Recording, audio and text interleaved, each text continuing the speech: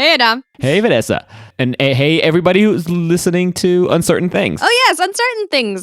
This may be the first episode where we actually mention the name of this podcast. So pro. Well, today we have Adaam Neely, a phenomenal musician, jazz bass player, music educator, and a fantastic YouTuber. He is our break, a little coffee break from politics, which we thought was overdue. Yeah, I definitely needed a break from all the political content for sure. So instead of debating the Georgia runoff or the recount, we are going to talk about music as language, which is going to open up a lot of personal gripes that I have with different schools of linguistics and cognitive science, with especially with he who must not be named, but who will be named within the podcast. Don't lie, you love him. You love your little Chomsky boy. I do not see. I love arguing with him in my mind. Which in Adaam world is something that you love. I guess so. So we'll be opening this up with Adaam. We'll also talk about copyright in music and the way that corporations and big music conglomerates prey upon artists in the guise of protecting intellectual property. This is something that raises a lot of hateful feelings in me, and about which Adaam has plenty to say. Mm-hmm. We also get some fun little tidbits about Katy Perry and Beyonce along the way, so that's fun. True. And we also Spoiler alert. We also get to talk about race because Adaam just released a very interesting opinion piece on his channel about the relationship between Western music theory and race and racism. And white supremacy. It's a video that he got a lot of flack for, so we're going to unpack the whole controversy.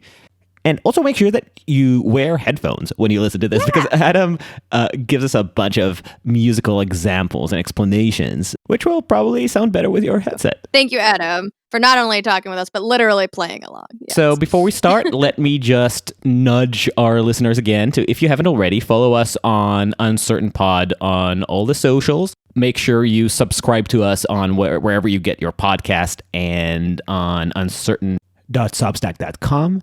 And if you feel so inclined, so kindly, so generous in your heart, please give us a 5-star rating on Apple Music, because that is the lifeblood of podcasting, and we could use some of that lifeblood, some of that precious lifeblood. Also, I'd love to know if people like this, because it's a little bit of a departure for us, but we're down for it. We're down to go into the world of music, of art, of maybe science, and kind of broaden out. We've just been in a little bit of a eye of the political storm for a while, as has the nation. But if people are into this, like branching out, tell us. It was originally our intention to discuss culture and the human condition in this broader way.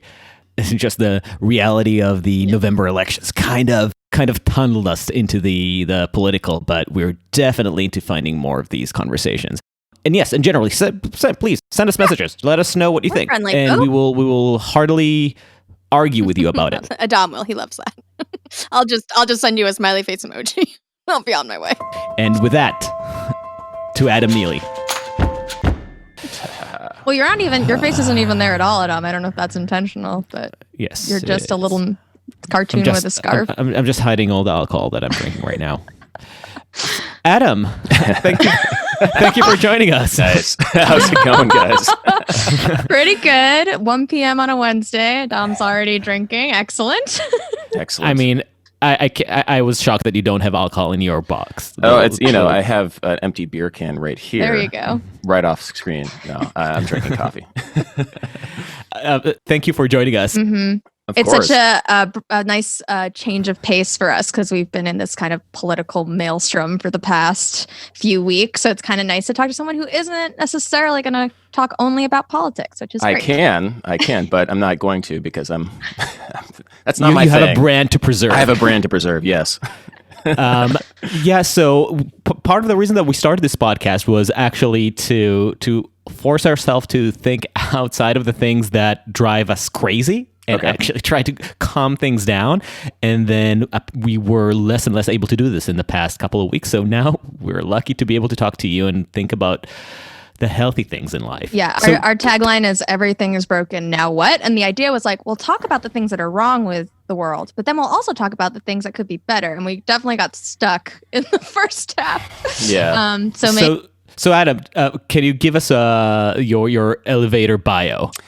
All right, yeah. So I am Adaam Neely. I am a bass player and electronic music composer and a music YouTuber. And on my music YouTube channel, I talk a lot about music theory, music history, and how we can relate better to music from the perspective of somebody who's doing this professionally and from the perspective of somebody who has kind of a technical language of making music.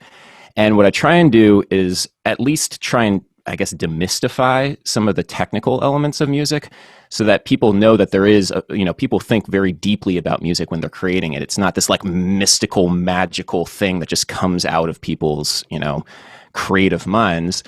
There's a lot of thought and a lot of care put into every note and every sound that happens. And on my music YouTube channel, I talk about things like polyrhythms and combination tones and all of these like music esoterica subjects to get people as excited about music as I am. And hopefully people walk away from my videos at least pumped about this thing, this universal human experience that is music.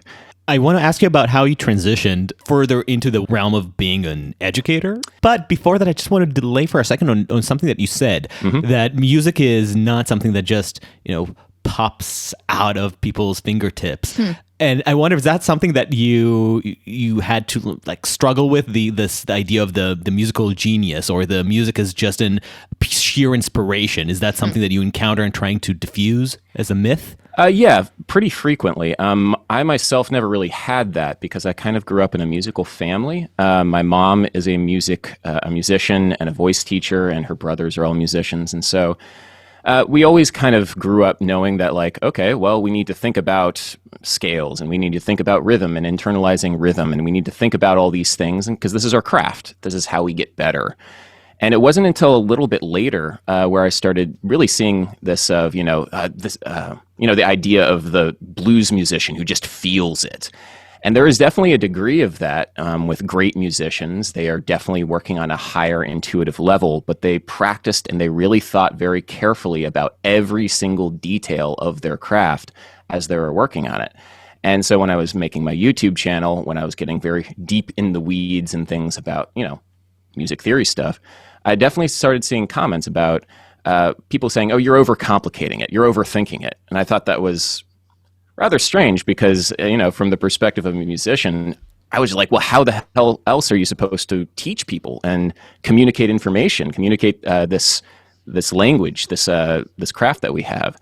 And that was an interesting experience for sure, to see this kind of mystical thing around music still very much alive in the world. And I kind of want to do my bit in, I guess, to dispel that. It's interesting too that, like you said, you do kind of focus on esoterica, on the kind of more like wonky in the weeds stuff of music. And yet your audience, it expands beyond non-musicians. I wonder if you have a theory as to what it is about this kind of like the nitty gritty of music that is appealing to people. Do you think it's related to that, like demystification? Yeah. I think a lot about science communication, like Carl Sagan, Neil deGrasse Tyson, Michio Kaku. And, there's this thing in the general public, everybody kind of vaguely knows what quantum theory is or string theory.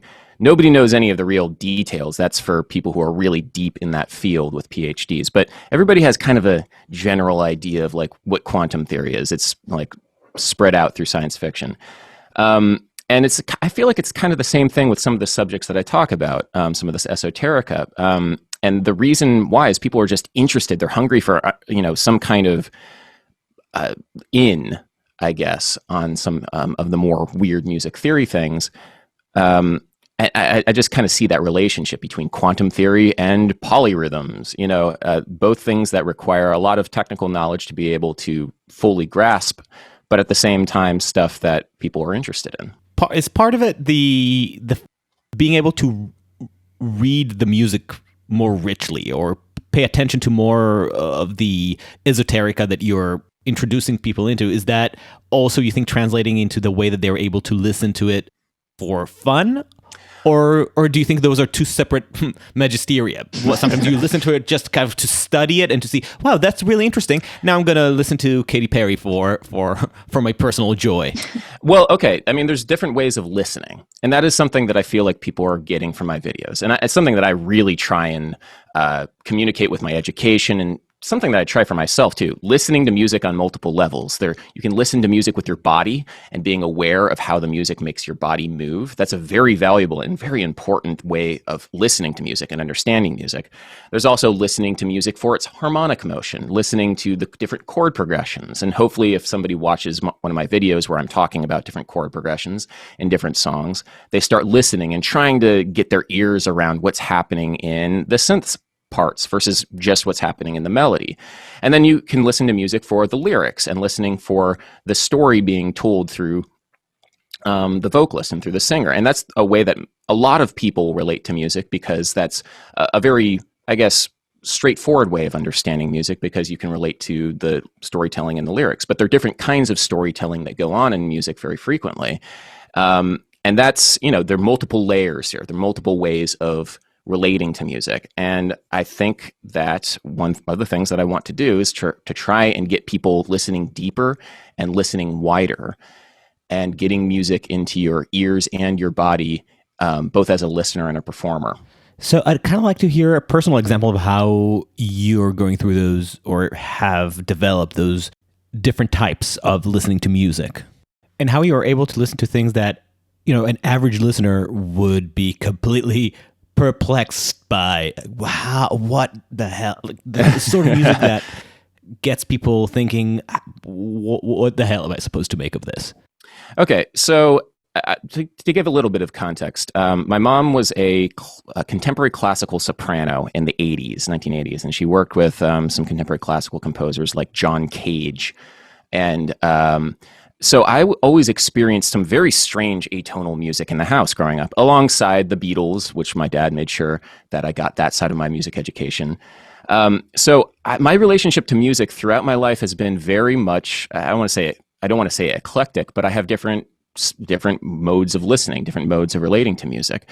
And I don't like the idea that the average person can't relate to music that's complicated and dissonant and weird, because there is a way that people do that, and that's through film scores. People relate to very tense sounds and very weird dissonant sounds through film all the time, because there's a story being told on screen. And, something like George Crumb's Black Angels, it's a really intense, dissonant piece of music that's written for electric string quartet, like a string quartet with all the instruments plugged in. And it's very aggressive, and it's not very pleasant to listen to, but it's telling a story, and it's telling the story. It's basically a protest piece of music about the Vietnam War. And as soon as people have that relationship between the sounds that they're hearing and a story that's being told, there's a deeper connection to the sounds and a deeper emotional connection to the sounds. So there's always a way of getting people relating to any kind of sound, any kind of musical sound, that I feel like there always needs to be an in. There always needs to be an in on any kind of weird music, quote unquote weird. And I think that in is just telling a story. And people always were going to be able to listen to, like, for example, the film scores of Bernard Herrmann are really intense, really dissonant, sometimes 12-tone, atonal pieces of symphonic music, but they work brilliantly in the context of films. And I think that's the connection there. Everybody needs to have some kind of in. Yeah. I think you bring this up in some of your videos too, that this idea of context being incredibly important, like the Oh, way yeah. that you're receiving music. And I've been thinking about this, like in pandemic times, where the ability to listen to music live in this kind of more communal way is so diminished. I'm wondering if you're thinking about like what is the role of music at this moment in history, which is very, very fraught, and especially in the US, we feel like particularly divided amongst ourselves. Yeah, well, there's different ways of listening to music. There's recorded music, which hasn't changed at all, and in the time of coronavirus. And recorded music is how people think about music these days, and they are going to more and more. And live music becomes more and more of this niche thing. Like, oh, you're creating a recording live? How weird? How strange? But so, I mean, there's always going to be avenues for musicians and music lovers and consumers of music to consume recorded music. But live music is, it's, I don't want to be too, I don't know, like dark on this. That's the term that a lot of musicians use, to get dark on something. But yeah, I don't want to get too dark on it. But live music is dying very quickly. And it just requires a different shift, a perspective shift on what music is for the musician and for the music consumer. And it's recorded music, which is great. And there's so many different kinds of ways of relating to that. But it's just it's a perspective shift. We're in a very different time now than we were 8 months ago. Do you think it can still connect us even when it's recorded? Are you talking about like a live event where people are like listening together, or? Well, I guess like when I think about like the power of music and the way that it can connect to people, I generally think of live, because I'm thinking of that experience in the crowd, the interaction, musician, person, participant. But now when I feel like with that diminishing so much, I wonder to what extent music still has the power to connect us. Oh, wow. Who needs music when you have political rallies for that now? Yeah, you can just go there. And people are playing music at political rallies, both sides. I will say that, at least here in New York, the music scene has really stepped up during any kind of protest or any kind of celebration. It's pretty amazing, actually. Every time you see people out on the streets, there is a horn band, there is a brass band going on. It's very fundamental to like I feel like everybody being cooped up. Everybody needs to have that ecstatic experience of being in a crowd with loud music playing. And there's a need for that. And anytime that we get the very briefest opportunity to go out and listen to music and take part in that communal experience, where I call it the ecstatic experience, this quasi-religious experience where you're listening to live music together and you feel this oneness with everybody.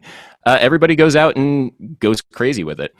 I think it's very powerful, but I don't think that we have many opportunities now, and any opportunity that we have, we take it. And it's very nice to see that. Professionally, how much is that being felt? The fact that shows are just gone. Oh my God, it's bad.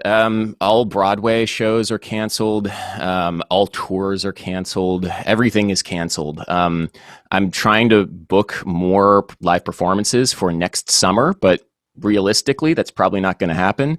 And what that means is that we have like a lost years of income for professional musicians. I see a lot of people going to different careers, which is very unfortunate. I see a lot of people teaching. But yeah, I don't want to, again, if the idea of like trying to find more paths forward is the point of this podcast, I don't want to be too dark on any of this stuff. Well, we've betrayed our goals several times before. You specifically, you have created yourself, I don't want to call it a niche, but because you have a huge audience, but you've created an alternative to having to rely on the old models of music. So you're able to kind of synergize your musical work with your education work. And is that something that you did consciously to some extent, trying to hedge against just being fully dependent on the music market, or something else? Yeah. So to give a little bit of context on my YouTube channel, I started it in 2006. So I've been doing this for quite some time. And I have been slowly building it for, I guess it's been 14 years now.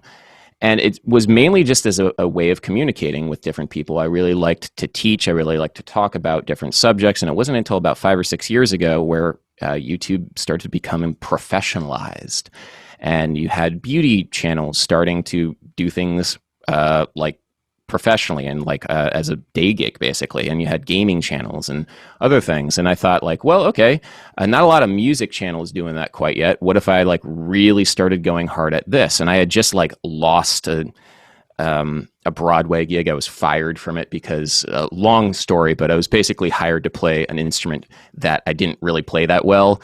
And it was kind of a debacle. So I was feeling like really depressed. So fake like, it, did you make it did not work for you? Oh no, it didn't. There are definitely limits to fake it till you make it, especially on that high of a level. It's basically like the equivalent of going on live TV and like botching an American Idol audition like really badly. You can't fake that. So I tried to fake it and I didn't. So I had a bit of time to kill, and I was like, all right, well, how do I move forward? Well, I have this YouTube channel I've been growing. People are doing it professionally. Like maybe a few years down the line, I can do this like full time. And it kind of grew from there. And I got very lucky being in the right place at the right time. Around 2016, YouTube's recommendation algorithm started heavily promoting music-related content for reasons I don't quite understand yet, but I'm very glad to have benefited from it. There's very much a luck element. This was my big break, if we're going to use that analogy. Other YouTube channels like Andrew Huang also saw this around the same time. And yeah, so I've been doing it. I was just kind of doing it because I had some time to kill, and I got lucky because I got in very early. And throughout this entire time, I've been slowly honing my craft, figuring out what the YouTube recommendation algorithm likes, because that's something that we talk about a lot as YouTubers. We think about what the algorithm will promote to people. It's not just the content that we create, it's how it relates to that algorithm, the titling, the thumbnails, all that stuff. And and then it wasn't until this year where I realized that, oh my gosh, this was such a lifesaver for myself and such a boon. And I want to try and figure out ways of teaching other musicians the skills that I've learned over the past 14 years on this platform. And it was interesting because I do know of some musicians who immediately in March, like friends of mine who are like, all right, let's do YouTube. At least I can build something like Adaam did. And, we got my friend Elliot Klein. We got Rotem Sivan, who's this great guitar player who just started doing it immediately. And they've started growing. And like, I see more and more YouTubers or like musicians making the switch because of that. But the thing that I always say to everybody is that YouTube and social media content creation is kind of like your instrument. It's kind of like something that you have to shed, which is a term meaning to practice. It's something that you have to get good at. And you wouldn't go out on stage having practiced guitar for 6 months. No, you go on stage after many years of practice, and then people might want to listen to you. It's the same thing with any kind of social media in this digital content realm that we're in. And so it's very disheartening for many musicians who have dedicated their lives and their careers to getting good at their craft and having to kind of start over again with this new craft. But that's kind of where I'm at. I got very lucky. Yeah, there's also the outlier element in it. It's a pet peeve of mine that I always repeat. But the people quote the Malcolm Gladwell book Outliers because of the 10,000 hour shtick. Yeah. But the actual core of the book was really not the 10,000 hours. It was about how lucky people are to fit in the right window of opportunity to have been able to achieve either the 10,000 hours or whatever, but it's really about the window of opportunity. That's the interesting point that Malcolm makes in that book, and you really had that window of opportunity. Oh, you were there at the right time. 100%. I got so lucky. I don't want to like take away from all the work that I put in because I've put in a lot of work. Right. But yeah, I got very lucky. And it's all in this relationship to machine learning, weirdly. Right. Machine learning graced its, I have the blessing of machine learning.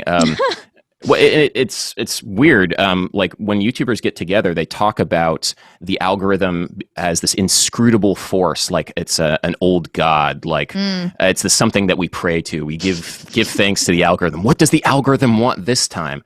Because you can't know. That's the stressful thing, and people are building businesses on this recommendation algorithm, and you don't know when it's going to change.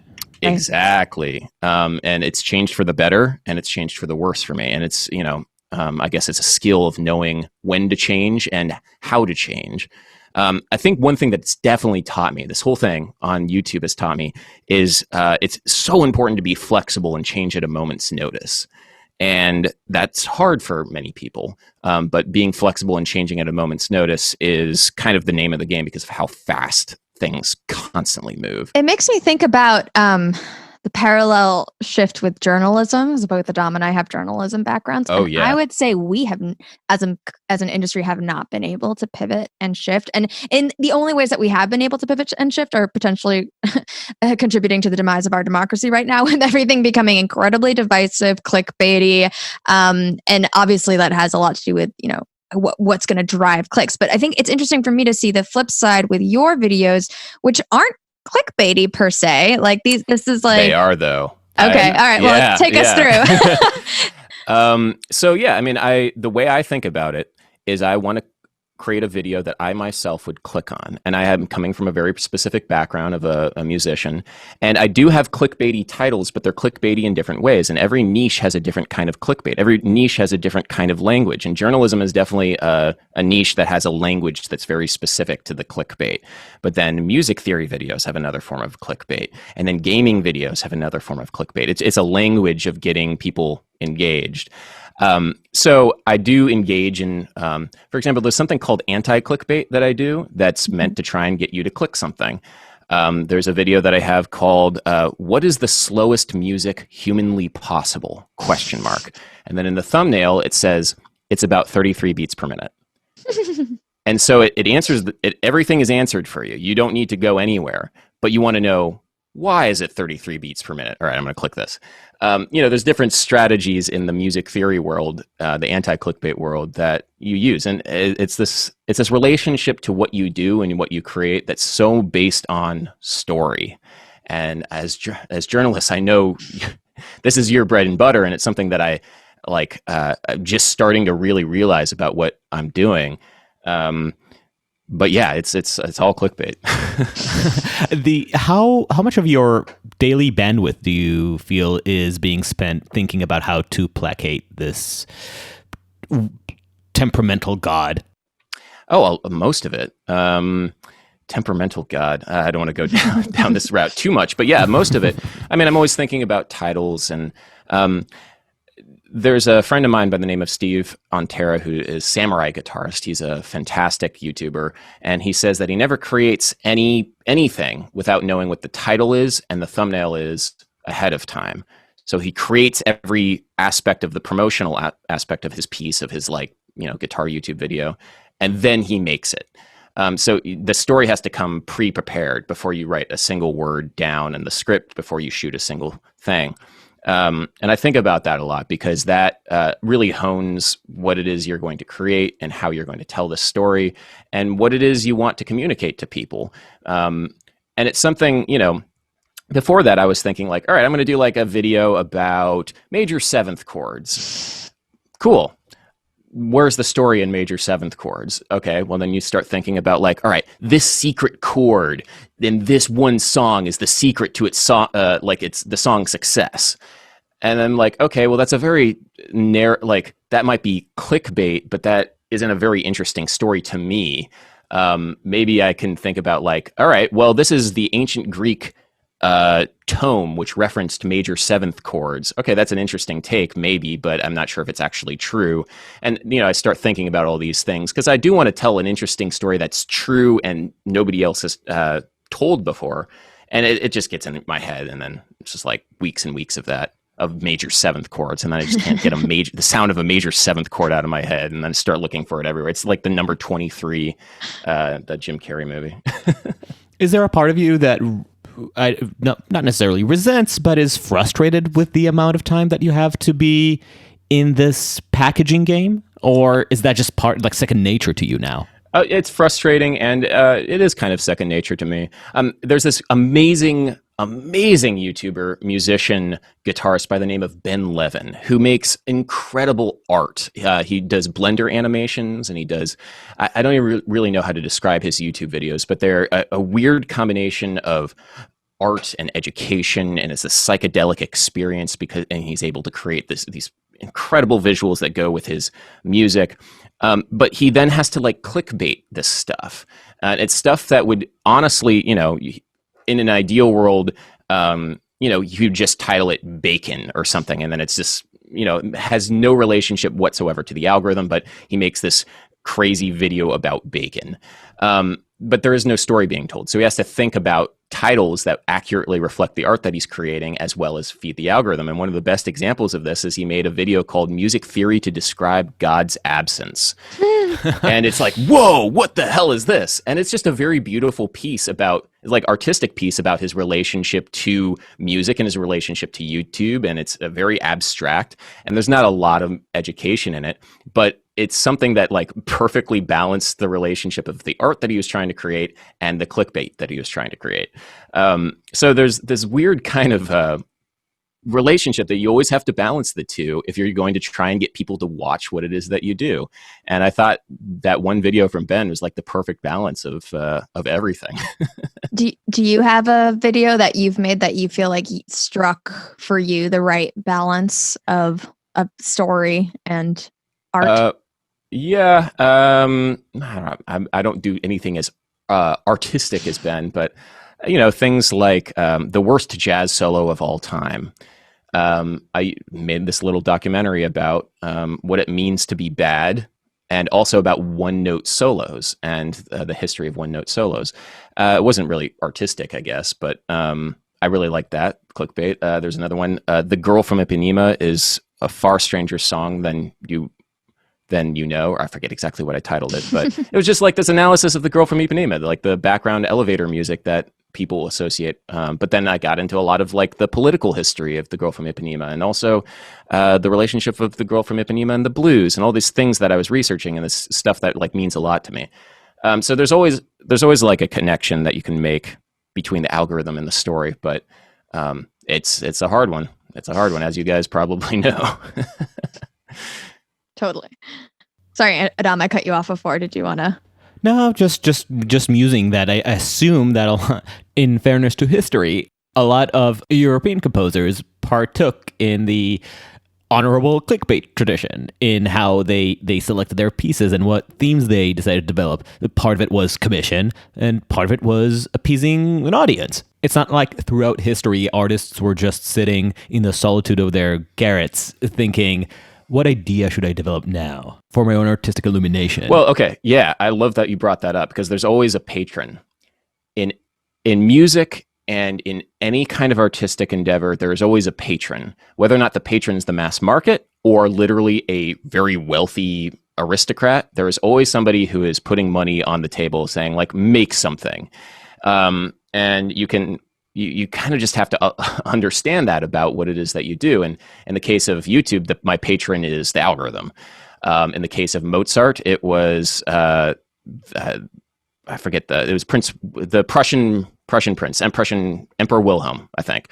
In the case of Bach, it was I forget all the names of these patrons, but there's always somebody with the coff or the purse strings, and you have to feed yourself in one way or another, and what the money brings in will dictate what it is that you make. Bach was a working musician. He just wrote every Sunday a new piece of music, not because he was compelled to create art. No, he just needed something to do at church that Sunday.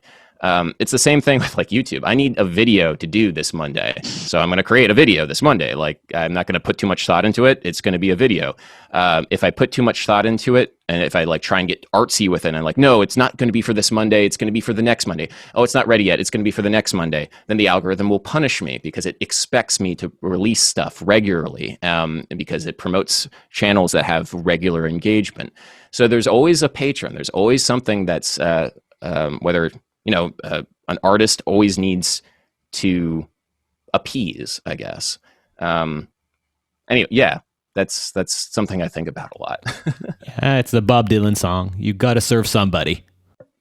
Yeah, for sure. And then in the 20th century, it's been the mass market. What are people going to listen to? What are people going to buy? There's always something. And now it's the mass market mediated by lines of code. Mm. Exactly, which is scary.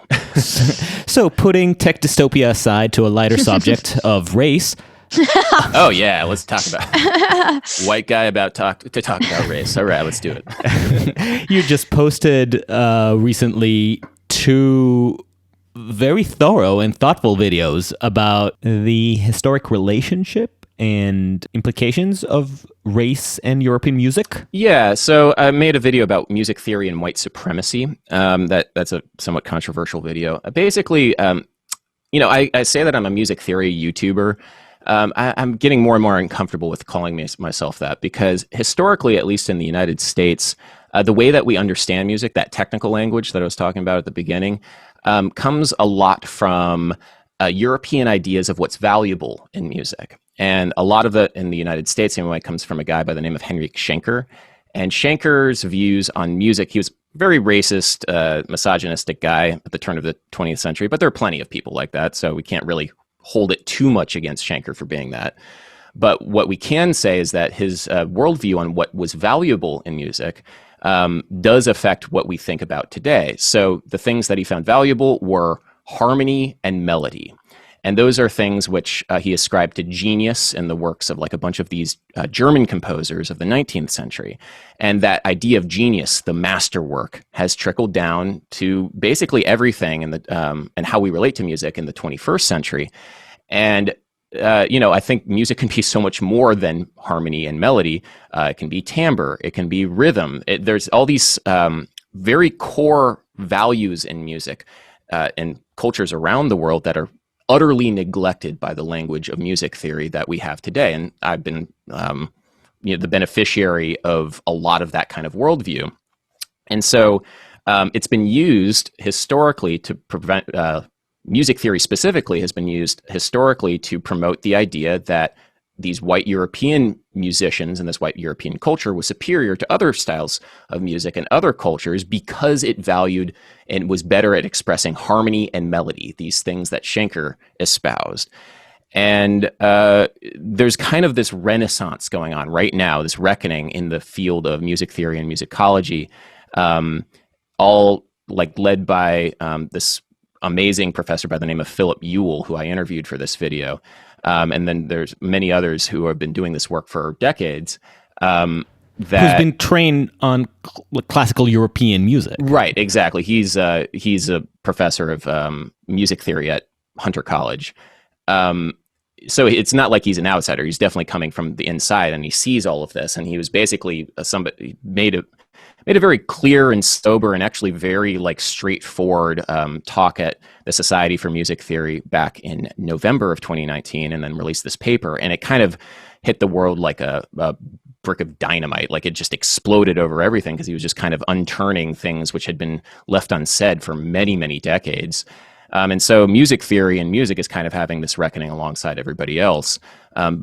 And it's interesting because I'm learning a lot throughout all of this, and it's a very controversial subject to say that I, as a white person, have benefited, and like my status has benefited because of music theory and because of this history. Like music theory itself has this racial connotation. It is saying that harmony and melody are the things that are valuable in music, not other aspects. Dance isn't valuable. You don't go to music school and take a music theory class and learn anything about dance, whereas dance and certain like West African styles is not even essential. It's like fundamental, like music and dance go together. And so you're placing value judgments on what music actually is, what music means, by ignoring a fundamental aspect that, could be essential to your understanding of music.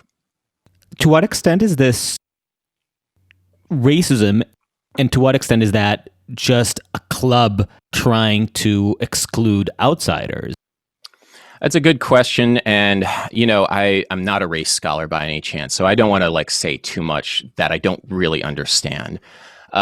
I would say that, we have to understand that this country was founded with the idea that white people are the superior, and the idea that white people are coming specifically from Europe, and their culture should be the baseline to which other cultures are compared.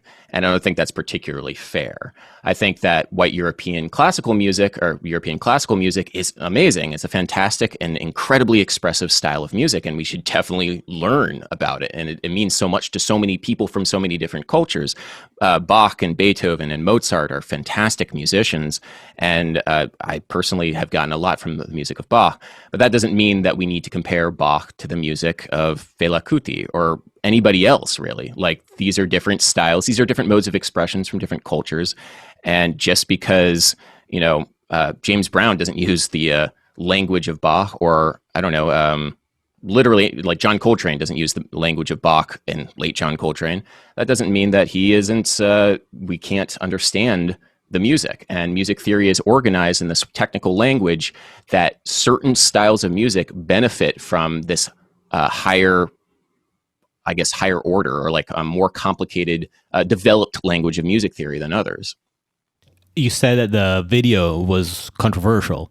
Yes. What kind of backlash did you receive? Well, and also, like, were you afraid to do it in the first place? Oh, yeah. Oh, yeah, of course. And I don't want to like center myself on any of this stuff. I just was I organized the video around Philip Ewell. He is the person I was borrowing very heavily from. I took most of the video and what I was saying from his paper and the interview. Yeah, I mean, there was a lot of backlash. People don't like to hear that. People don't like to hear that, there is this racial undertone to music theory. And, I got many YouTube videos popping up just like raging against me and making like very bad faith straw man arguments against me. And I have to be very careful to not say too much, or not to say, I don't know, the wrong thing. One thing that I will say is that I kind of don't want to center myself around this discussion, because this isn't my bag. I was honestly thinking of myself as like a journalist, somebody who's reporting on this and trying to use the language of YouTube to communicate some of these ideas. But yeah, there's huge backlash, like it's crazy. It's ongoing. I try to ignore it. I don't read the comments. I want to be clear that our interest in asking you this is not as somebody who's staking his own position, but exactly as a journalist who was covering a story and got a backlash for it. It's something that we can very much relate to, and it's just highlighting that some difficulty in the environment. It was kind of an opinion piece, yeah, yeah. It's intertwined though, because like I am Adaam Neely. The business, the brand, the musician, the journalist, if we're going to call myself that, like there's so much involved in the name Adaam Neely. And that's kind of an odd position to navigate, because it's so personal. I can't like hide behind anything. It's good. And I've leveraged that to communicate stories, but at the same time, it's a strange blend of everything. So I take responsibility for it, and I have to take responsibility for a lot of the stuff that I said and say. But yeah.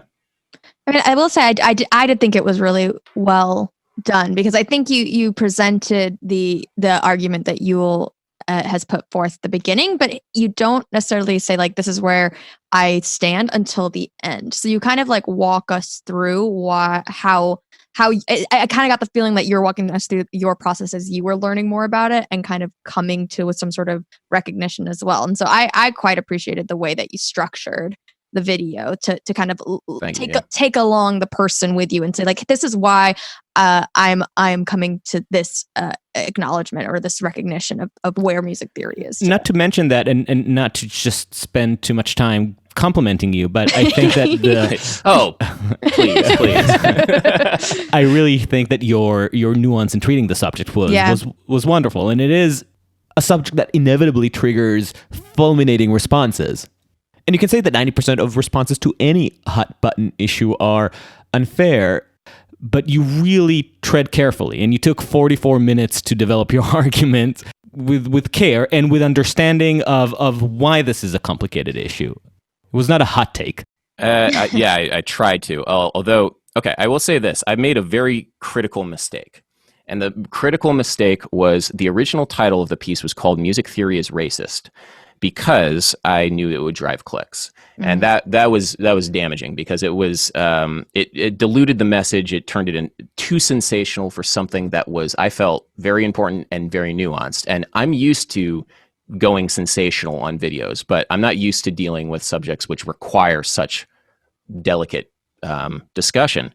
And so the original title was Music Theory is Racist, and then I changed it to Music Theory and White Supremacy, which I feel like is a truer title but less sensational. So I definitely made a huge mistake with that one, and I don't like there is a limit to clickbait or sometimes if you're trying to honestly communicate something. So yeah, I mean, I learned a lot. I learned a lot specifically from Phil and other people. And, you know, I tried to create a piece which was very heavily referenced. I referenced the hell out of that thing because I didn't want to get anything wrong. And I think I didn't get anything wrong, although there are some subjects like, okay, one interesting thing. This is, I want to mention this because this is interesting. I mentioned North Indian music theory and how it's slightly different from Western music theory. And like in many important ways, there are some similarities, but there's also some interesting differences in how they're thinking about scale and melody. And they aren't the same. They're just two different approaches to the same kinds of sounds. So you can, at the superficial level, hear two sounds which are kind of similar, but the two different cultures are thinking about them very differently. And then, of course, the bad faith argument, and people were saying like, well, like, is it wrong for like Western musicians to think about their music like Western music, and then North Indian music to think about North Indian music? Do you have to learn every style of music to not be racist? Was kind of the argument that I saw a lot in the comments. And, you know, I've been to India a couple of times, or actually, sorry, I've only been to India once, but I have a good Indian friend by the name of Shubh Saran, as guitarist. We toured in March. And the thing that I notice in India is that Western theory is everywhere. And the sort of Western hegemonic kind of monoculture has spread everywhere. Like everybody is thinking about the Western view on music theory, at least in certain worlds or certain realms. And, you know, it's important to be able to preserve different cultures and different styles of music theory. And that was just something I talked a lot about Indian music theory in the video, but I saw that.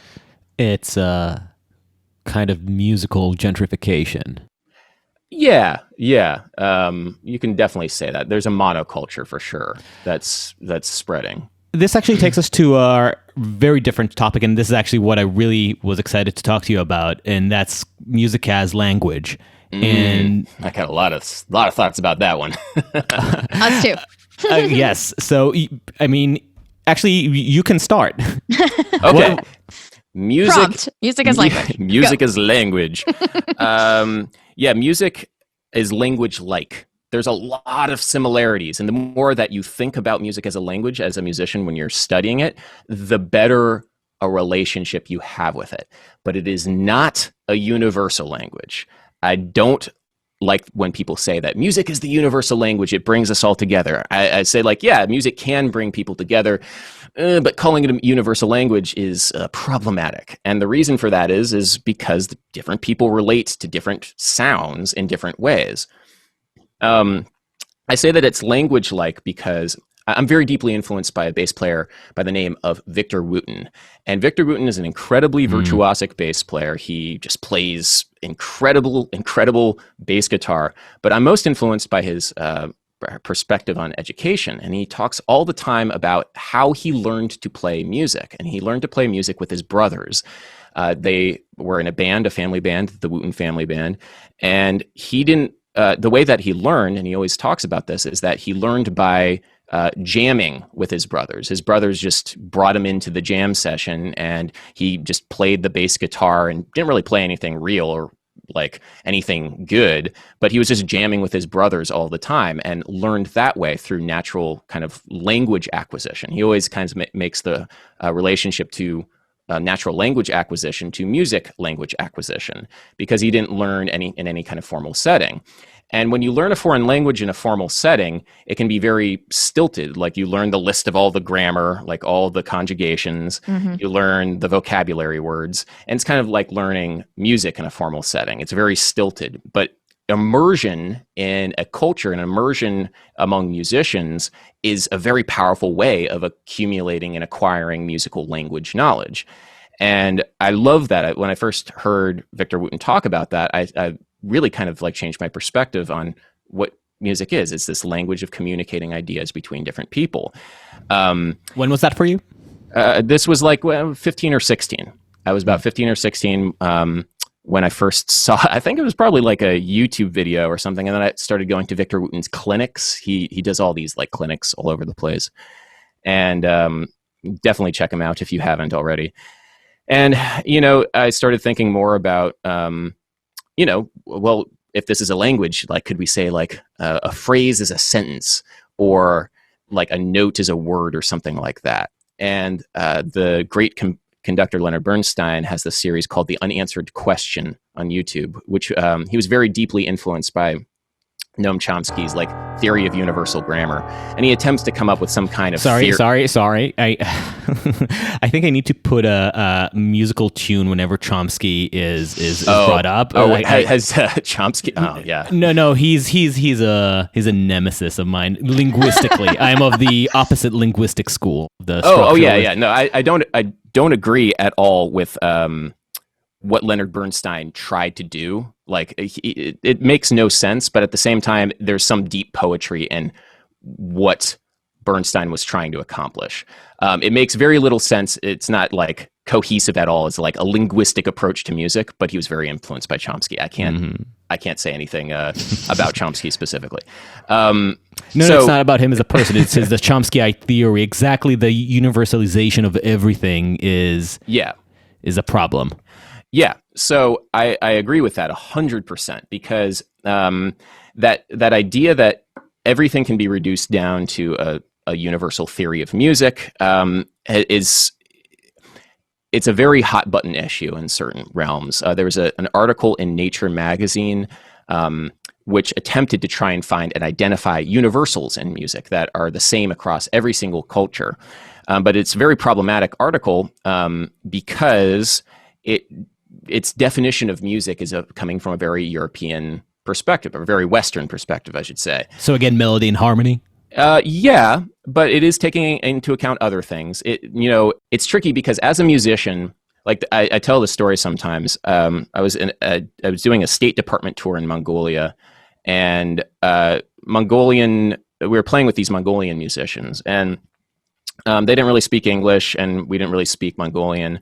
But through the power of music, we could come together and play music. And at a very superficial level, people would say like, "Oh, like that's because music is the universal language." And in one sense, yes, but in another sense, absolutely not, because we weren't playing Mongolian music. We were playing like American jazz alongside Mongolian musicians. If we were to be playing Mongolian music, we would have to have a very deep understanding of the culture, where the music comes from, and the language in which they play, very deep understanding of that music. And that would take many, many years of study, the same way that learning Mongolian would, like just because we are playing music together doesn't mean that we are playing the same music. I mean, even in the subdivisions, you can hear with the difference between big bands in New York and big bands in New Orleans.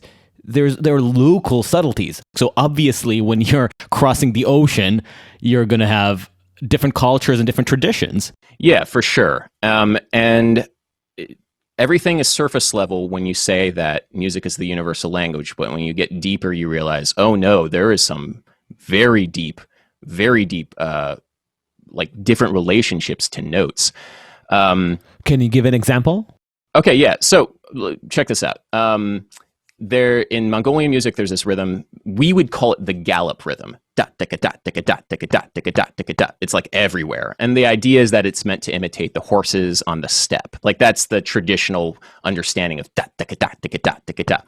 And American bluegrass also has that dot, dicka, don, dicka, don, dicka, don, dicka, don. So there's that very similar relationship, but they're coming from different cultural perspectives. And, in American bluegrass, you would never play that rhythm like on a wood block or something. That just makes no sense. It has to be on a guitar, and the way that you play a guitar is different with the pick, and the physical relationship to it, the chord progressions that you do in American bluegrass and some of the different kinds of articulation on the guitar have nothing to do with Mongolian music, which there's this instrument called the Morin Kur, which is this 2-string horsehead fiddle basically, and the way that you play it is you kind of apply pressure to the string, but the string doesn't actually go all the way into the fingerboard.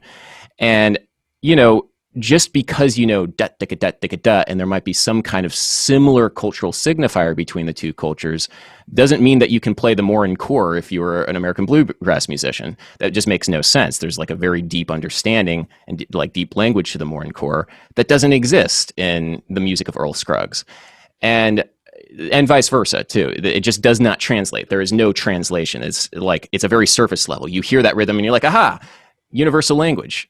I mean, it's like a false cognate. I feel like if we're going to go down the linguistic hole of two words which sound the same but don't really mean the same, I'm not sure if that's actually what or it is. False translation across languages. But yeah.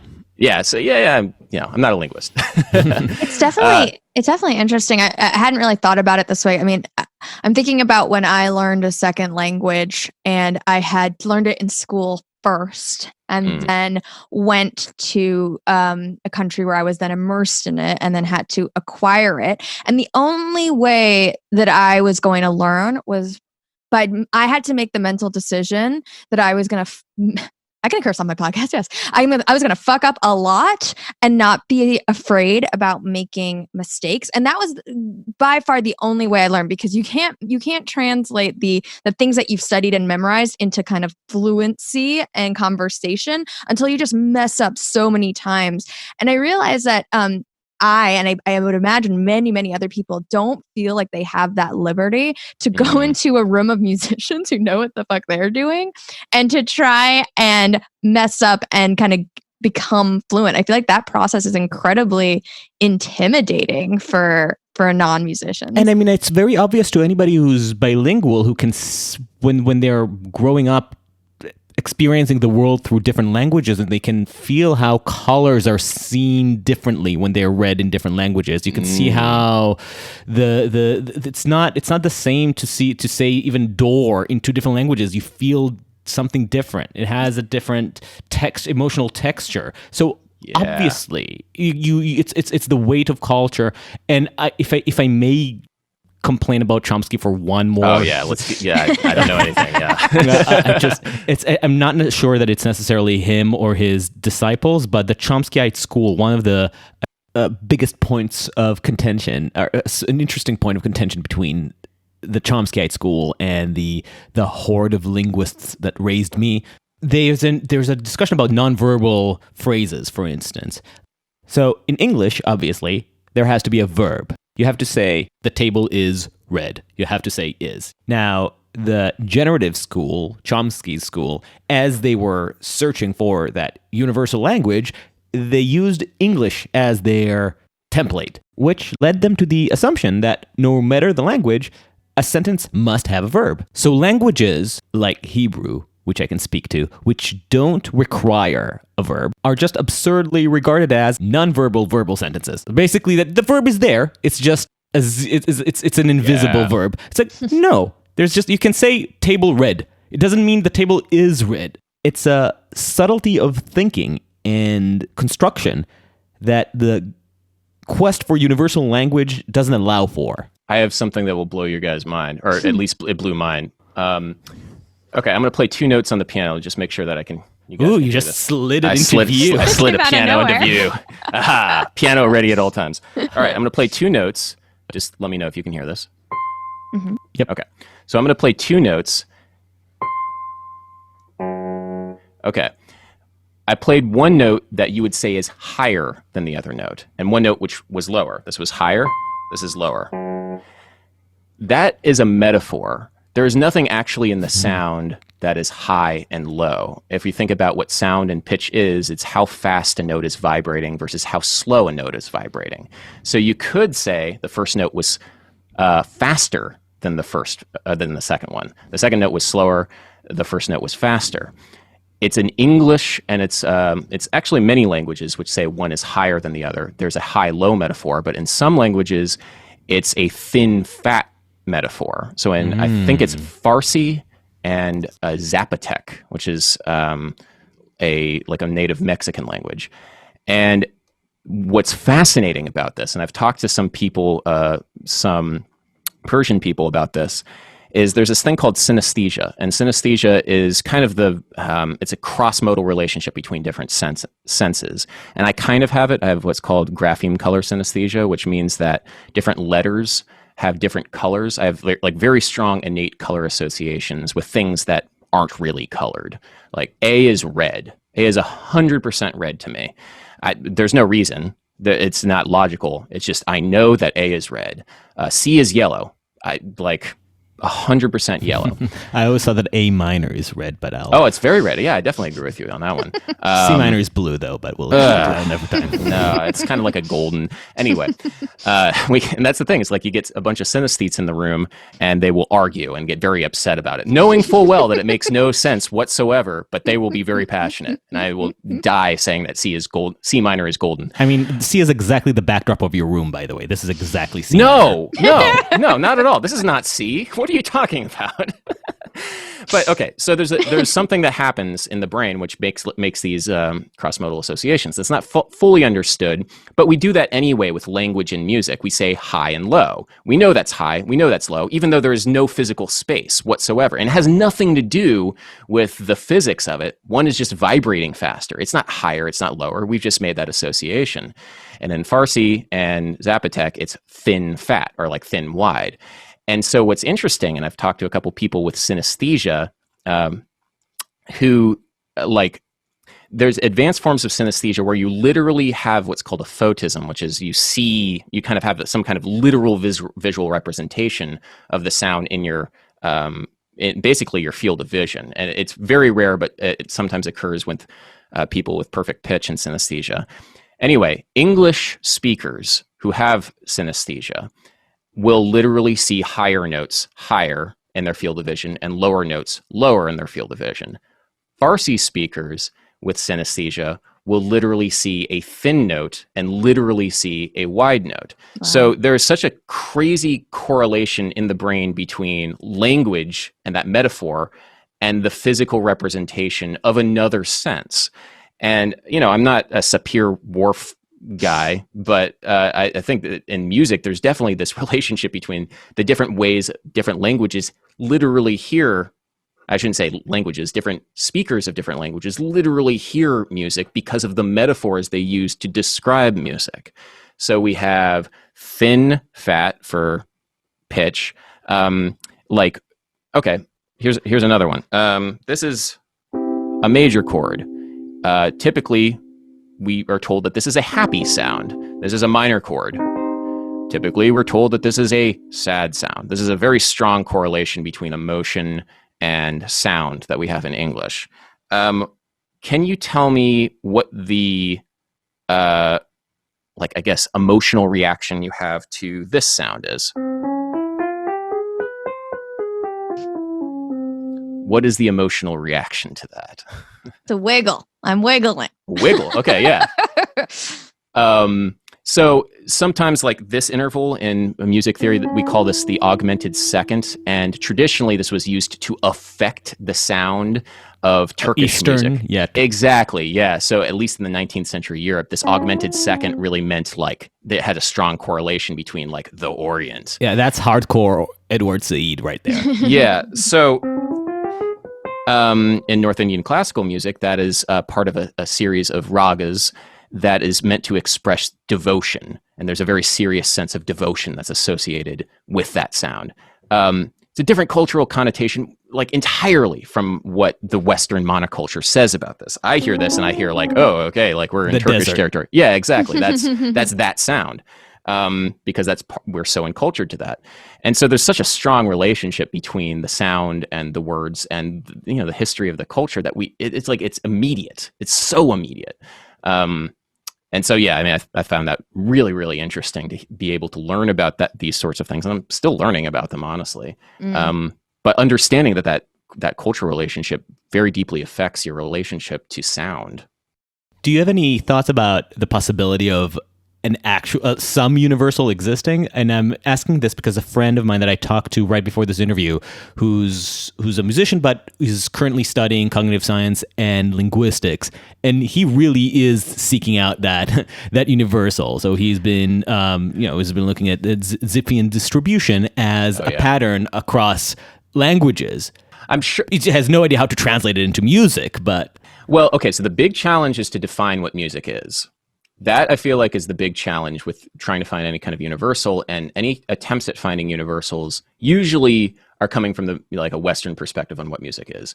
And that's hard to even really define, because as soon as you try and define music, there's always going to be an exception, like a pretty serious exception.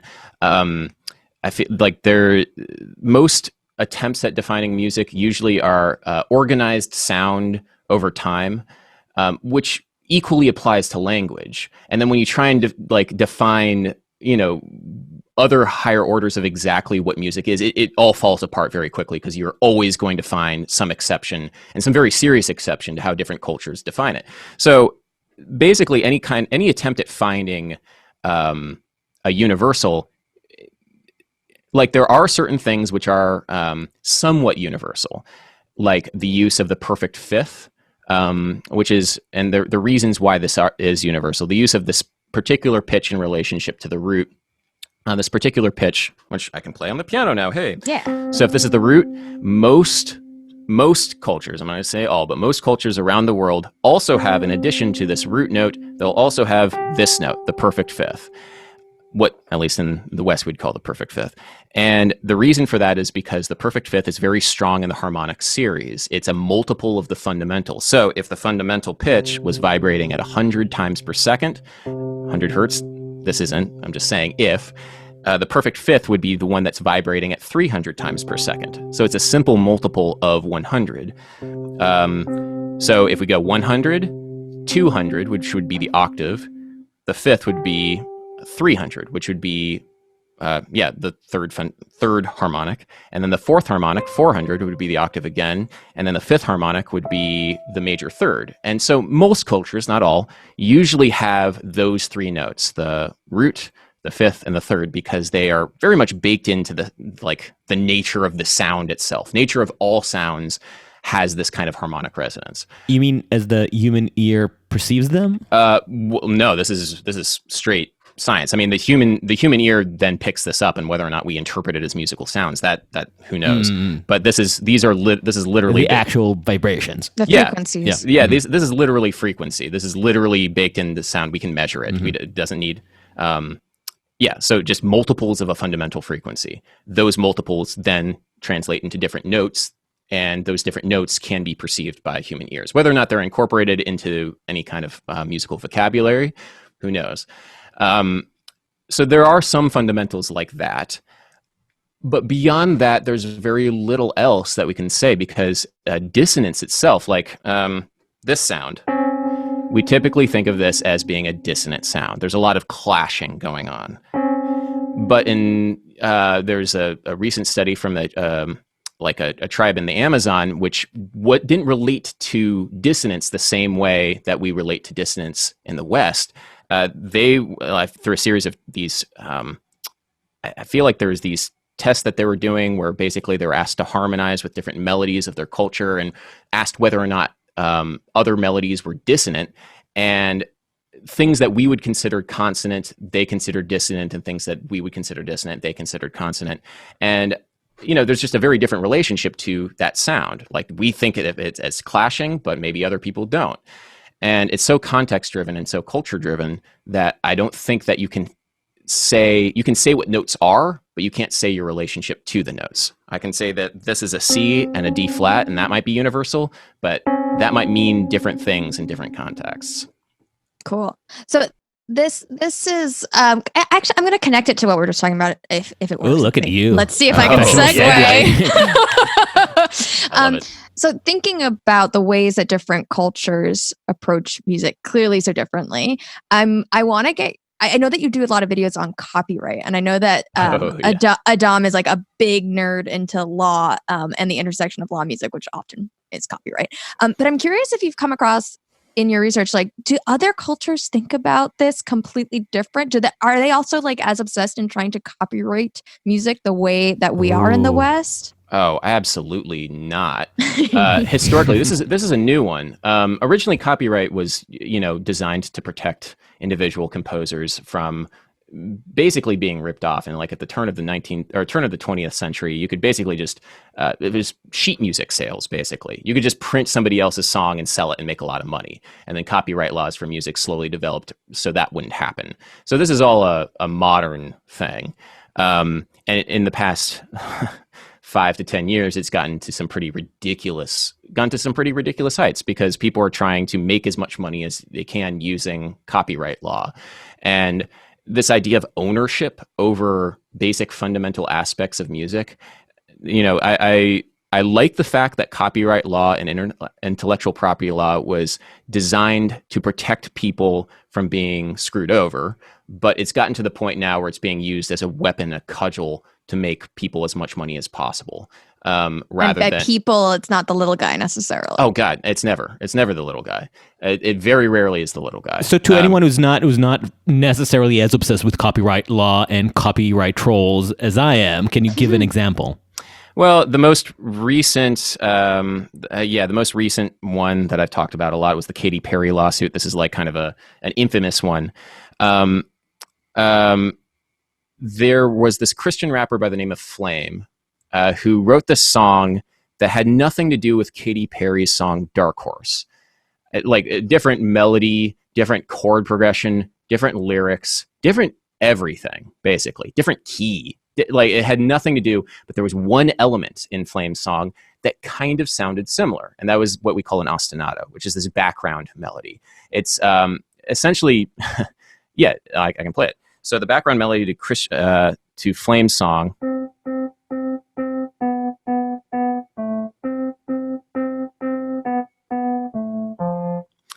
Okay, and then the melody to the Katy Perry song.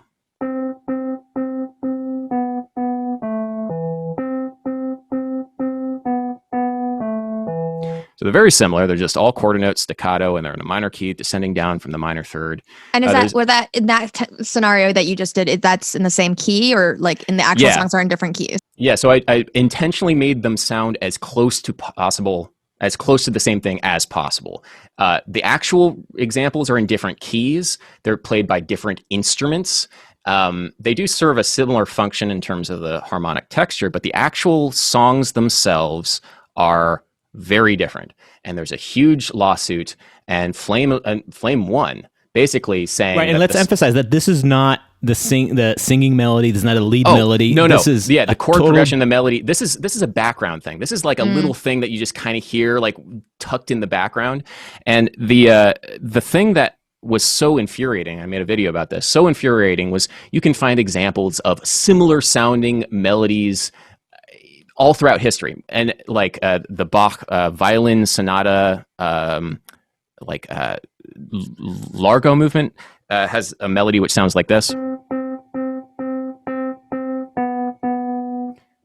which, is similar, like in terms of how it relates to everything. And I changed it from F minor to A minor, so it's sounding similar to Flame's song intentionally, because that's the kind of thing that like will get people on your side. But jurors will hear these melodies and think, oh yeah, they're the same thing. Clearly, Katy Perry stole that from Flame, and that's wrong.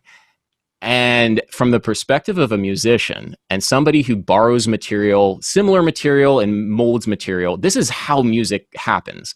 Like plagiarism is a serious thing, and it would suck if, Katy Perry intentionally ripped off the smaller rapper with the intent of taking Flame's idea and then making it her own. But it clearly wasn't. And it clearly was such a building block. This is like a building block. This is a very fundamental aspect of music. Quarter note, staccato, ostinato.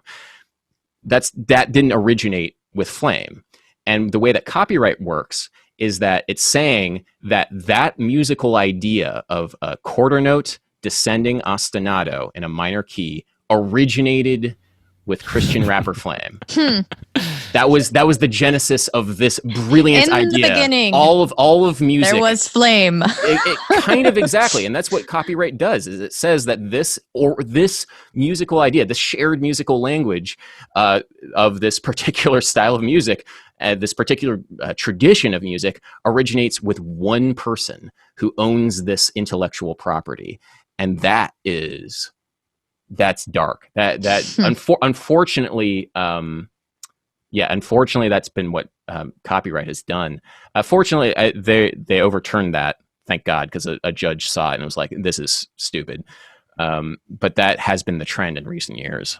And that is stifling and chilling for musicians, right? I know a few musicians who are working in LA right now, and they're signed by major labels.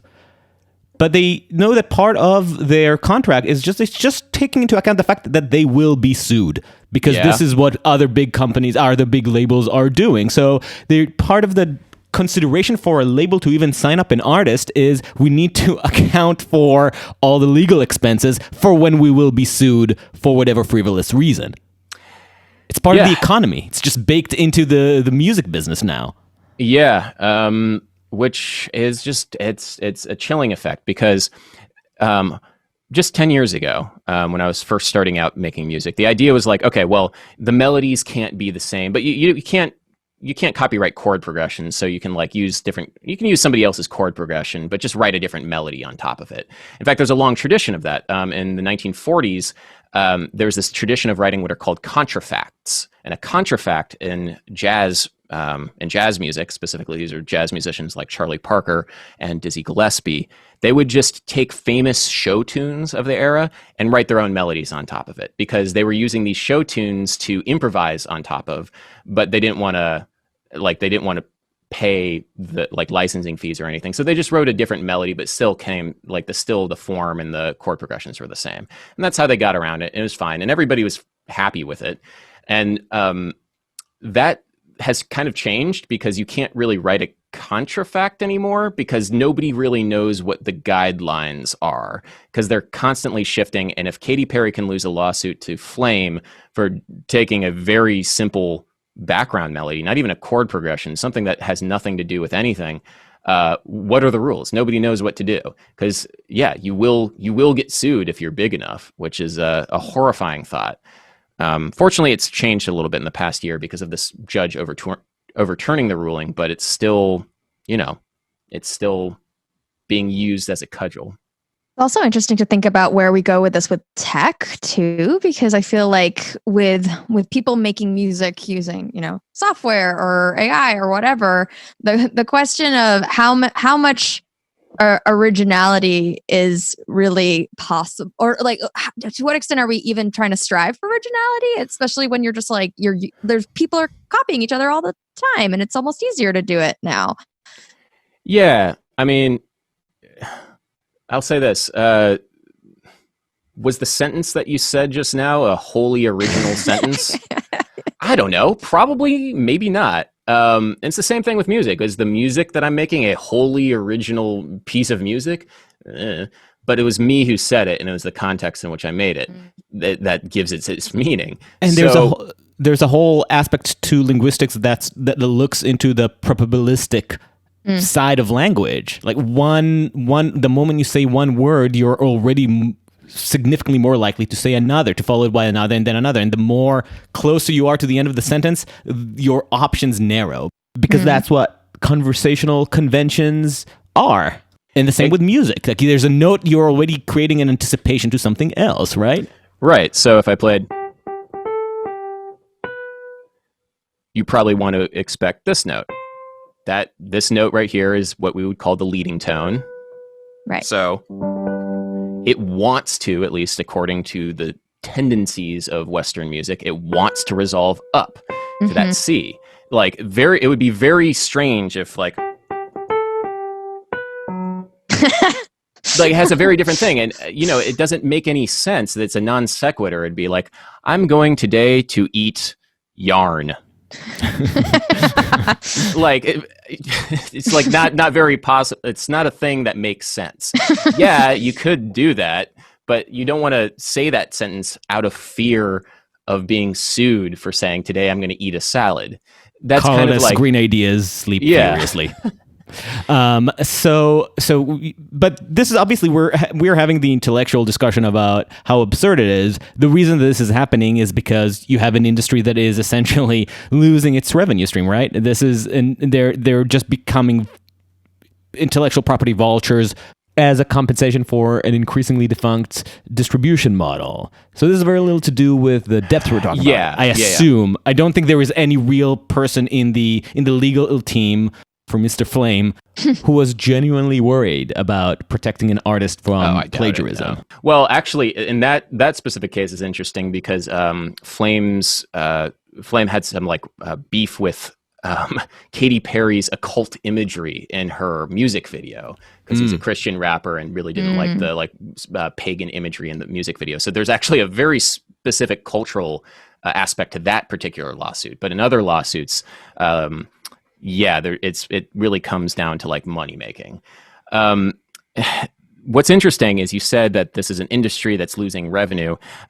It actually isn't. And if you look at the big money makers and the major labels, Warner Music Group, or Warner, Sony, Universal Music Group, they're doing all right. And the way that they're doing it is through licensing. They're making out with deals with Spotify. But one interesting thing that I personally have been I don't want to say the victim of, but I personally have been dealing with a lot. The target of.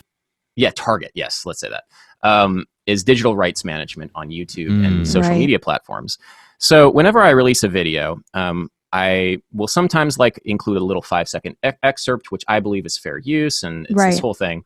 And there's, the copyright, it's not super defined on what exactly fair use is. Fair use of another copyrighted material for the purpose of commentary and, I couldn't talk about something if you can't hear it, basically. And so there's this ruling, at least in U.S. copyright law, where if you need to make some kind of commentary on a particular piece of copyrighted work, you can use a specific, very small sliver of it. It's not very clearly defined, but I believe what I do is fair use. And of course, Universal Music Group and other companies who own the rights to various songs don't believe that. And so every time I release a YouTube video, somebody goes in, they've hired a team of people to go in and find exactly where I play a melody or do anything. This isn't even content ID, identifying it through the algorithm. They literally have a team of people there who is going around to videos, highlighting what they believe is copyrighted material, and then flagging my videos and then getting demonetized, which is really infuriating because what that means is that I've created this piece of commentary. I've worked on this, and then they've unilaterally decided that the revenue was theirs. And that is a very profitable, business model for them to do digital rights management on YouTube and other platforms, because essentially they're taking revenue from all this place and funneling it directly into their coffers. And what they've kind of turned themselves into are a bunch of copyright trolls, I feel like. The music industry is a copyright troll industry. It's not a recording industry anymore. It's specifically designed to extract as much money as possible from the internet and social media. And that's how they're staying afloat. It's not record sales anymore, that's for sure. And it's definitely not touring or anything like that. The great irony of all of this, and I love telling a story. I made it on a follow-up YouTube video. So I made this video which went viral talking about Dark Horse and Flame. And I was like, this is terrible. Flame shouldn't have been able to do this. And Katy Perry is represented by Universal Music Group. And they claimed that video. In other words, they were like, oh, no, that money that you're making from this video, oh, that's ours now. Which is a really dick move to do because, hey, I'm defending you. That's wow, that is a bad thing. Why are you doing that? But the best irony of this, and this is fantastic, is they had somebody go into my video and try and find which one was Dark Horse. I was playing examples of all these different styles of music. I played Flames. I didn't play the audio. I did a recreation of it on my piano. I played Flames' song Joyful Noise. I played Dark Horse. And when you go in and you try and select which song is copyright and, was infringing the copyright, the person that went in didn't select Dark Horse. They selected Flames' Joyful Noise. So they were claiming the video for another song because they couldn't tell the difference between the two songs in my video talking about copyright and the relationship between You the two should have songs. just went double dick and submitted it as an amicus brief against I was Universal. thinking, I was thinking about it. I was so pissed about this because they truly don't care. They truly don't care because they realize that even if they lose that lawsuit, they're still going to end up making a lot more money, extracting money from it, like TikTok and YouTube and Instagram and anything that can be monetized. They're going to try and get all that ad revenue. So Right. yeah. And even if the precedent still stood, it wouldn't be Katy Perry who'd suffer from it. Oh no, the like Katy Perry doesn't like. She's fine. Right. That's the thing is like my beef is never with major pop stars or they're living a very different world. Like Katy Perry is fine no matter what. This is not Katy Perry. Although I did have an interesting talking about copyright. I had a very interesting experience with Beyonce. Wow. Not specifically with Beyonce, but with her team. So I made a video analyzing Single Ladies, just going over like the song. I think it's kind of a cool song. It's kind of interesting, melodic and harmonic content. So I went through and I did this I did this bad MIDI interpretation of Single Ladies, and then that was claimed, and then I like fought the claim, and it was this whole thing. And then they issued a DMCA takedown for the video because they were like, no, we can't have this video on the internet. And so DMCA is do not monetize content or something. So a DMCA is the Digital Millennium Copyright Act, and it gives rights holders the ability to basically take down content if they feel like is infringing upon their copyright. This is the strongest tool for abuse. Yeah, so they can basically issue a DMCA takedown and basically say to YouTube, take this stuff off of the internet. Then I have the ability to issue a counter notification, which is like, nah, this goes on the internet. And then they basically have 10 days to sue me once I issue that. So these are legal documents which are flying around. And so I was like, no, this goes on the internet. Like this, I feel like, you could, if you want to sue me, but I feel like I have a pretty strong case that this is fair use. And YouTube did normally YouTube stays out of it because they have something called safe harbor. And safe harbor is very important for tech companies because they don't want to have any kind of legal basis on this. They don't want to be judging whether or not their stuff that's uploaded to their platform is infringing upon copyright, because then they're on the hook of whether or not they can be sued. And so they have this thing called safe harbor, which means that they are never making any calls on what gets demonetized or taken down. It's all in the rights holders' hands. So I was issued a DMCA takedown for my little dumb video about Single Ladies. Then I issued a counter notification, but YouTube did something very, very strange, and they blocked my counter notification. And this caused a huge uproar because you're not supposed to be able to block counter notifications. You're blocking a legal document from being filed. And so I tweeted about this. Legal YouTube was like, oh, wow, this is really bad. You should sue YouTube. I'm like, I'm not sure if I want to do that. But apparently what has happened, and this is very interesting, with the with the three major companies that have like Universal Music Group, Sony, and Warner, they have a specific arrangement with YouTube to block counter notifications. And this is something that is unique to the music industry. Basically, YouTube will take the legal damage if they're ever sued. So it's a very strange relationship that YouTube has specifically with music creators and music copyright holders, I should say.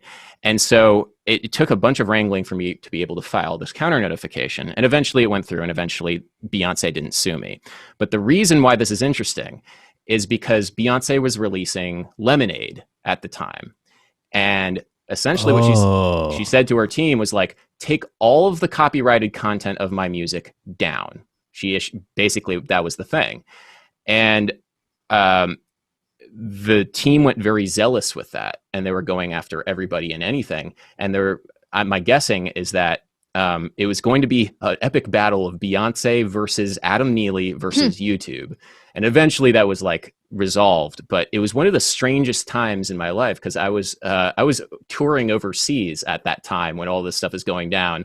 I'm looking at my phone. I'm like, is Beyonce going to sue me? Why am I on YouTube? This is ridiculous. I just made a dumb video talking about single ladies and now it's turned into this whole thing. Anyway, so the copyright situation on YouTube is complicated. A miss. A miss. Yeah. Sorry if I went too deep. No. I geek like out. This is the stories that I want to hear every day before going to bed. Copyright war stories. Oh, there's some more, but I can't get on them on the podcast. That's one that I'm gonna tell. Hopefully one day it'll come back again by Long Island City and I could get you drunk and hear all the. Oh yeah, there's some more. And the reason why I can't tell them is they're not specifically to me. Right. Other music. I'll say this: other music theory and music education channels deal with some pretty insane stuff. Rick Beato testified in Congress about all of this stuff because Don Henley of the Eagles is a notorious like copyright troll. Essentially, he made the transition from being a musician to a copyright troll, and a lot of people are like that. And so every musician on YouTube has a story about the Eagles and how the Eagles went after them. Yeah, that's a whole thing. It's a rite of passage. It's a rite of passage. If Don Henley goes after you, you've made it on YouTube. I want to give a steelman to the idea of copyright, but I don't feel I have to. They make enough money. So before letting you go, if you have the few last minutes to join us in the variety experiment that we wanted to try, I wanted to ask you to try and jazzify our opening tune. Oh God! And okay. as you do, I'd like you to try to explain what it is you go through. What's your thinking process? Okay, cool. How do you turn a mere melody into jazz? Okay, yeah, so like it sounds like so it's going back and forth between C and sorry, you're watching me like transcribe it live on air, so this might give me one moment. Take your time.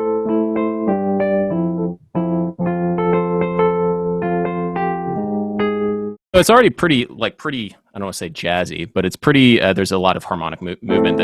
So it's like the A minor going to the G, F, and it's like G, E over G sharp, and then we had like A minor going to like G, and then the D over F sharp. That's what you were talking about, right? Yep. Yeah. Okay, cool. Yeah, so I probably wouldn't change that much about the harmony. When you talk about jazz, a lot of times when people talk about it, they're referencing the harmony. And that's something when going back to the culture aspect of this, when people like make it jazzy, a lot of the times they're just talking about making it like adding a bunch of harmonic extensions. So if we had like the first chord was an A minor, right? The first chord could be like an A minor with the 9 in it, A minor with the G in it. You could be like adding all these extra notes to it, but it still at its core, it's A minor. And honestly, I probably wouldn't change a whole lot about it. I might change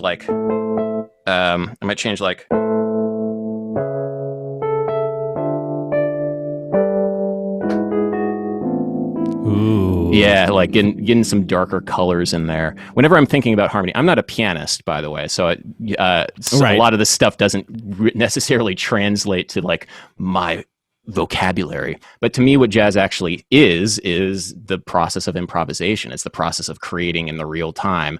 And it's when people associate jazz, they think about the weird like chords and things like that. That isn't really what it is to me. If I was going to like improvise on my bass, maybe I could like say, hey, this is jazz. It's the freedom of the improvisation. It's the reinterpretation. Yeah, I mean, to me, okay, actually, this is probably what my definition of jazz is. It's a style of musician. And when I say that, musicians will kind of probably know what I'm talking about, but to try and like put into context, it's a person who has the ability to improvise around basically anything. Whether or not it's good or whether or not it's pre-planned, it's the ability to just apply a jazz blues vocabulary in any kind of context, just going for it. And you can have a jazz musician who plays different styles of music that have nothing to do with jazz, but it's a style and approach to music making. So if I was to like play bass on top of this, I would consider this being a jazz musician because I'm improvising. I have no idea because you're doing your jazz thing on top of. Yeah, exactly. So just like, I apologize for this ahead of time, but here we go.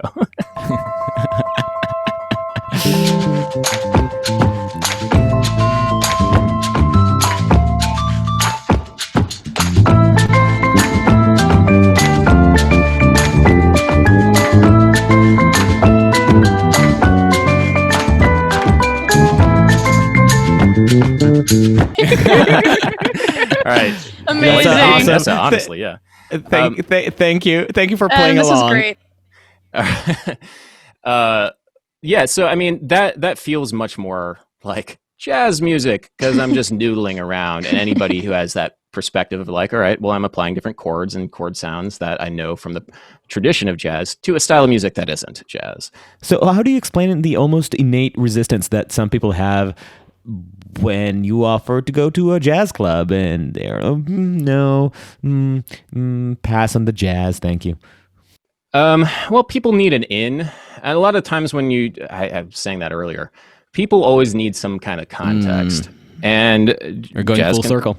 Yeah, it's an instrumental music that for a lot of people doesn't have the same kind of emotional weight as lyrical music does, because it's harder to relate to if you don't have any. You don't know what people are doing. It just all sounds like noise. But one of the things that I think is very important when you're going to a jazz show is to know that jazz musicians are improvising off of a melody. We call it the head melody. And the head melody is the song. So, very often we have these things called jazz standards, and jazz musicians will improvise to old show tunes, which is a strange thing, but it's part of the canon.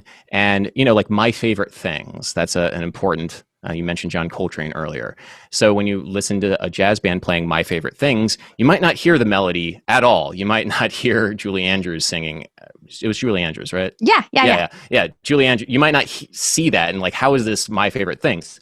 But if you're always keeping in the back of your mind like the melody, and if you sing the melody along with yourself to the jazz that's happening, you'll start to be able to hear that connection, because there's always this underlying current of the chord progression and the melody that musicians are improvising off of and recreating and distorting and vibing on. And so that's usually the end, is making sure that you listen to the melody alongside these musicians. Except that there is a point where for a lot of really great jazz musicians, I remember Al Di Meola's reinterpretation of, I think it was Greensleeves, and it taking the piece that you know very well, but constantly pushing it further into abstraction. Yeah, and I can see how this is partly of what creates people like, I really try to hear it, but I can't. Yeah, and there's different levels, like was it the Mondrian, like the different art, like he is turning it into this like right. distilling an image into its most abstract form, and you can't really see the tree anymore. It's just like, oh, that's a white square and a blue square and a red square. I don't see the tree. But having that context of knowing that that's what he was doing does help you like kind of get it. It's always, you always need an in. You always need some kind of thing that in the back of your head says like, oh, that's what's happening. So with Coltrane, late Coltrane, like he'll spend literally an hour improvising off of My Favorite Things, and it's in the stratosphere, and he's definitely reaching for something. You can like kind of hear and feel the sweat. At least in a lot of jazz, it's an embodied feeling, like a rhythm, that definitely is the driving factor alongside the melody. And, it takes, like anything worth doing, it takes time to be able to really get into it. And also, not everybody grew up like listening to jazz. It's another language. There's tropes for sure. The trope that, of course, I'm very heavily associated with on my channel is this thing called the lick. I was embarrassed asking you to. Yeah, I was going to do it. Don't worry. give the people what they want. Yeah. And so that's just like this little melodic fragment that has been used by many jazz musicians. And in the internet era, it's been turned into a meme that basically is like a signifier that you know what jazz is, or it's like it's an in-group thing. It's saying like, if you hear the lick, you know what's up. That's the lick. And it's a vocabulary, and it takes a while to like really get into. But I think that melody and rhythm are definitely the things that you can use to bring people in. Last question. What are you listening to right now? Tennyson. I just got into Tennyson. Tennnyson. I think they're great. It's like this electronic pop sort of duo. I should have been getting into them earlier. What else am I listening to? I don't. Yeah, that's probably it. I just re-listened to Jacqueline Dupre doing the Elgar Cello Concerto, which is one of my favorites. Do you have time to listen recreationally for inspiration, for soul purposes? Yes and no. Honestly, like, because, and this is something that a lot of musicians will talk about, recreational music making, or recreational music listening is very low on the priority list.